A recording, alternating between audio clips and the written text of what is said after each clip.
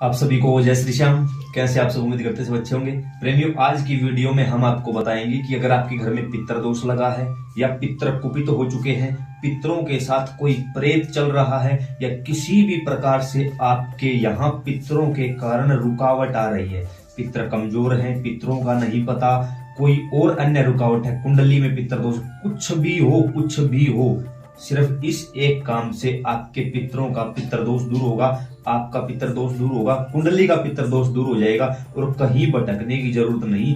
यह काम आपको अपने घर के मंदिर में करना है, बाहरी किसी व्यक्ति का कोई हस्तक्षेप नहीं, खुद करना है।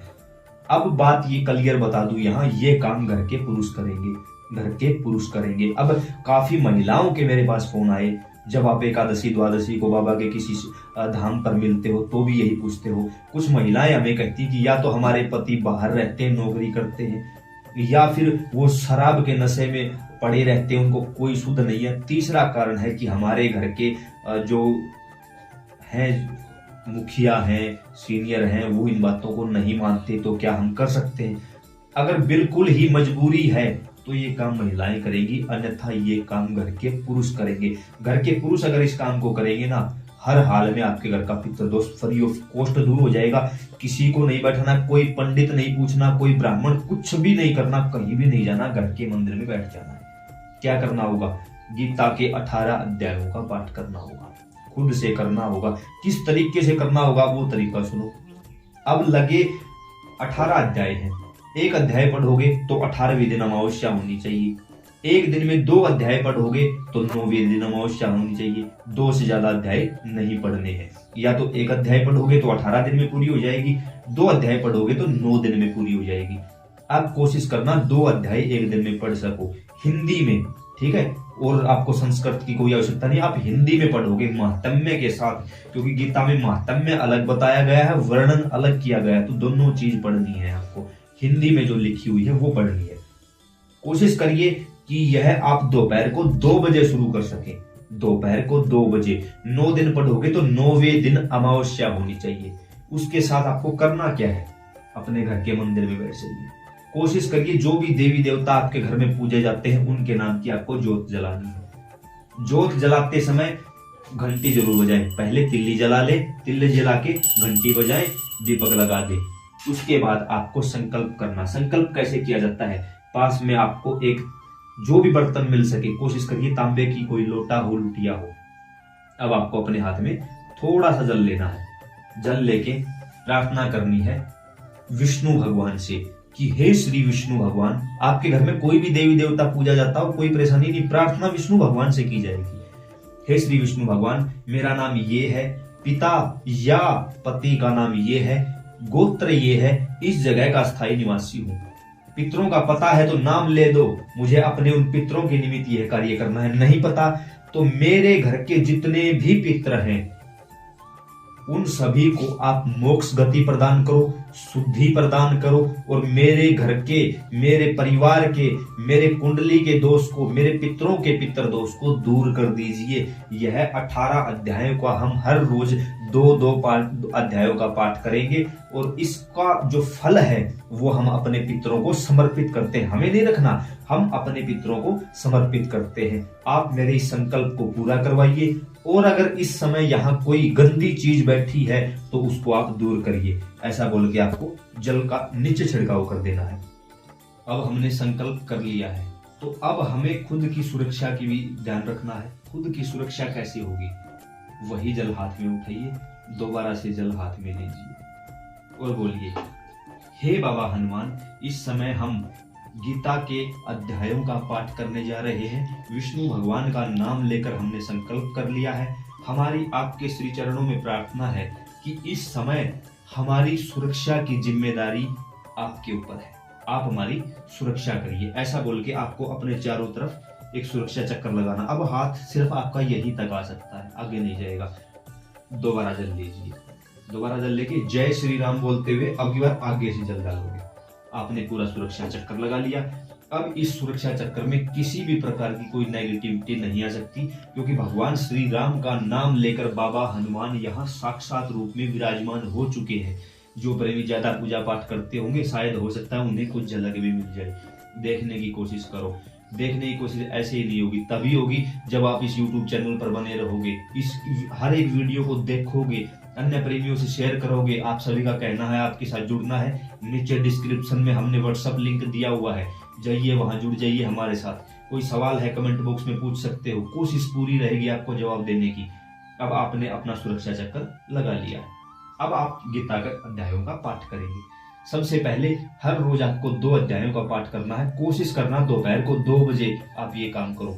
दोपहर को समय नहीं मिलता, नौकरी करते हो, खेती करते हो, मजदूरी करते हो, नहीं मिलता, कोई बात नहीं, कोई भी बात नहीं। सुबह कर सकते हो, सुबह, शाम को नहीं करना। शाम को क्यों नहीं करना? क्योंकि उसके बाद इस जल को आपको तुलसी में अर्पित करना होता है, तो शाम के समय तुलसी में जल नहीं डाल सकते, और रविवार को तुलसी में जल नहीं डाल सकते। अब इस दौरान क्या करें? तो यह जल आपको सूर्य को देना है। सूर्य नारायण भगवान को ये जल दोगे तो आपके पितरों के पास पहुंच जाएगा। अब आपको अपने पूजा स्थान पर बैठकर सामने जो गीता रखी हुई है, गीता प्रेस गोरखपुर की एक पुस्तक है, तो आप वहां से इस पुस्तक को आसानी से ऑर्डर कर सकते हो, ऑनलाइन भी मंगवा सकते हो, कहीं से भी लेके आ सकते हो। आपके आसपास कोई मंदिर है, उस मंदिर में पूछ लीजिए, वहां रखी हो तो पढ़ने के लिए पुजारी महाराज से ले आ सकती है आप। अब आपके हाथ में जो जल है, उस जल को आप अपनी लेफ्ट साइड में रखोगे। लेफ्ट साइड में जल रखा है। अब आप सबसे पहले पहला अध्याय खोलोगे, पहले श्रीमद् भगवत गीता के पहले अध्याय का महात्म्य यहां बैठकर। अब जो आपका ये लेफ्ट हैंड है, इसकी ये अनामिका उंगली यहां डालोगे जल के अंदर, यही रहेगी। आप पाठ करते रहोगे, यह उंगली इस जल के अंदर रहेगी। अब आप, श्री पार्वती जी ने कहा भगवान आप सब तत्वों के ज्ञाता हैं, ऐसे करके पढ़ते रहो। आप मन मन में भी पढ़ सकते हो, बोल बोल के भी पढ़ सकते हो। ऐसे करते करते करते करते आपको गीता के 2 अध्याय पढ़ने हैं, हिंदी में पढ़ने, महात्म्य भी पढ़ना है, गीता का वर्णन भी पढ़ना है। 2 अध्याय पढ़े, उंगली आपकी वही की वही है। अब आपने ये काम पूरा कर लिया। अब जब लगे कि दोनों अध्याय पढ़े जा चुके हैं, उंगली को निकाल लीजिए यहाँ पर। उसके बाद भगवान से प्रार्थना करिए कि प्रभु आपने यह संकल्प पूरा करवाया, तहे दिल से आभारी, क्योंकि आज का संकल्प 2 अध्यायों का था, पूरे हो चुके हैं, तहे दिल से आपके आभारी हैं। अब यह जल अभिमंत्रित हो चुका है। इस जल को अगर तुलसी में डालना है तो बोलिए कि तुलसी के माध्यम से मेरे पितरों तक पहुंचाइए। सूर्य को देना है तो बोलिए कि सूर्य के माध्यम से मेरे पितरों तक पहुंचाइए, क्योंकि यजुर्वेद में इस चीज का वर्णन है कि भगवान सूर्य हमारे पितर हैं। जो आर्यमा स्वामी है वो भगवान सूर्य नारायण का ही अवतार है, भगवान विष्णु का ही अवतार है। तो ऐसे में यह जल सूर्य के माध्यम से या तुलसी माता के माध्यम से हमारे पितरों तक पहुंचता है। अब इस जल को आप 2 मिनट के लिए बैठे रहिए। क्यों? क्योंकि आपने जो ये पाठ पढ़ा है, जो गीता के 2 अध्याय पढ़े हैं, इसका जो पूरा फल है वो आपके शरीर में है। नीचे आसन लगा हुआ है, ऊपर कपड़ा रखा हुआ है, तो आपके शरीर में है वो जाप, और आपकी उंगली के माध्यम से वो जाप इस जल में आ चुका है। सामने दीपक जल रहा है, दीपक साक्षी है कि इस बच्चे ने अपने पितरों के लिए गीता के 2 अध्याय पढ़े हैं। अब 2 मिनट आप शांत बैठे रहिए, कुछ नहीं करना आपको। 2 मिनट के बाद पुस्तक को बंद करिए, अपने स्थान पर रख दीजिए। अब यहाँ जो नीचे जल आपको मिलेगा जो आपने गिराया था, अगर ना मिले तो थोड़ा सा जल नीचे पृथ्वी पर गिराओगे। जल थोड़ा सा पृथ्वी पर गिराया, ये 2 उंगली दोनों हाथों की नीचे रखोगे उस जल में। जल में रखने के बाद ओम विष्णवे नमः, ओम विष्णवे नमः, ओम भू शक्राय नमो नमः। शक्राय का मतलब इंद्र को कहा जाता है, या फिर ओम इंद्राय नमः, ये बोल के दोनों हाथों की इन दोनों उंगलियों को अपने नेत्रों से लगाओगे और हाथ जोड़ के प्रणाम करोगे। इससे क्या हुआ? इससे इंद्र को वरदान प्राप्त है कि कोई भी जीव भक्ति पर बैठेगा तो उसकी पूजा का फल तुझे मिलेगा। लेकिन जैसे ही आपने ये काम कर लिया ना, आंखों से लगा लिया, बस अब आपकी पूजा का 101% फल आपके पास है, कोई चुरा नहीं सकता, आपके पास ही रहेगा।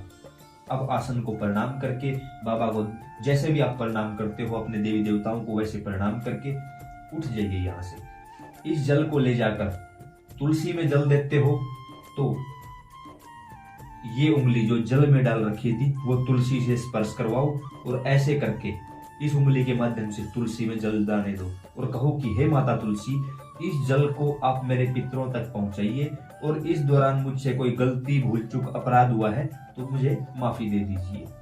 सूर्य को देना चाहते हो तो सूर्य नारायण भगवान को सुबह सुबह जल अर्पित करो और कहो कि हे सूर्य नारायण भगवान, इस जल को मेरे पितरों तक पहुंचाइए और उन्हें मोक्ष गति प्रदान करिए, उत्तम गति प्रदान करिए, उनको मजबूत कर दीजिए, मेरे घर का, मेरी कुंडली का पितर दोष खत्म कर दीजिए, दूर कर दीजिए।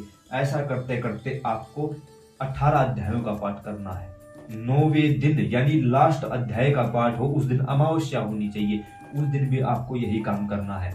इन अध्यायों का पाठ करते समय आपको इन 9 दिनों में आपके पितर अवश्य दर्शन देंगे, जिस भी हालत में वो होंगे।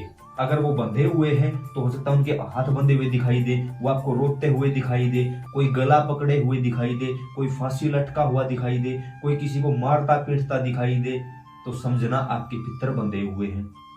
आपके पीछे बैल पड़ा हो, बैल मारने को दौड़े, कोई सांड मारने को दौड़े, किसी प्रकार से छोटे छोटे सांप दिखाई दे, आपके पीछे सांप आपको काटता हुआ दिखाई दे, पीछे भागता हुआ दिखाई दे, तो समझो आपके पितर अत्यधिक क्रोध में हैं, बहुत ज्यादा क्रोध में हैं, क्योंकि वो कुपित हो चुके हैं। और इन अध्यायों से आपके पितर धीरे धीरे शांत हो जाएंगे, शांत होते चले जाएंगे, क्योंकि उनको उनका भोजन पानी मिलता रहेगा। और अमावस्या के दिन आप अपने पितरों के नाम का भोजन निकालें।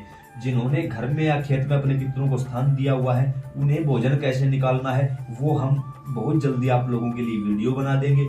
उसी प्रकार से आप भोजन निकालोगे। जिन लोगों के घरों में पितरों का स्थान नहीं है या जिनको अपने पितरों का नहीं पता, वो गौ माता को एक रोटी ऊपर थोड़ा सा गुड़ रख के, दूसरी रोटी रख के गौ माता को देंगे, सूर्य को जल देंगे। 9 दिन इन चीजों का पाठ करेंगे, उनके घर का पितर दोष 101% दूर हो जाएगा। कोई नहीं रोक सकता, कहीं जाने की जरूरत नहीं पड़ी, एक भी पैसा खर्च नहीं करना पड़ा। उसके बाद भी अगर ये काम आपसे नहीं हो सकता, कहीं जाके डूब मरो, यहाँ आने की जरूरत नहीं है। हम यहाँ फालतू की भीड़ इकट्ठा नहीं करना चाहते। अब आपको लगे कहीं से भी कि भाई इस चैनल पर अच्छी जानकारी मिलती है, सब कुछ करके दिखाया गया है और हमारे व हमारे परिवार के लिए ये लाभदायक हो सकती है, पहली बात, घर में जितने भी लोग हैं एक साथ बैठ के एक ही फोन में देखा करो। अपने बच्चों को बताओ। आज आपको नहीं पता आपके पितर कौन है, क्योंकि आपके माँ बाप ने नहीं बताया, आपके बच्चों की क्या गलती है? कल उनको आप नहीं बता के जाओगे, उनकी क्या गलती है? याद रखना, तीसरी पीढ़ी को पितर कटोरा हाथ में देकर रोड पे खड़ा कर देते हैं। हो सकता है तीसरी पीढ़ी आपकी हो या आपके बच्चों की हो, कौन जानता है इस बारे में। आप सभी परिवार को बैठकर दिखाओ इस वीडियो को, उसके बाद इस वीडियो को अपने रिश्तेदारों के पास, हर किसी के पास भेजो और बोलो उनको कि देखो ये क्या चीज है। सारी बातें, पितरों की A to Z सीरीज बना दी गई है, 81 वीडियो पब्लिक हो चुकी है, 100 से ऊपर वीडियो बना रखी है, कुछ वीडियो अभी प्राइवेट है, जल्दी इनको भी पब्लिक कर दिया जाएगा। आज तक YouTube के इतिहास में सबसे ज्यादा वीडियो आपको इसी चैनल पर मिलेंगी। आपका अपना परिवार है, फेसबुक पर देख रहे हो तो अपना परिवार है, जुड़ जाइए, अन्य प्रेमियों के साथ शेयर करते रहिए। जय श्री श्याम, राधे राधे।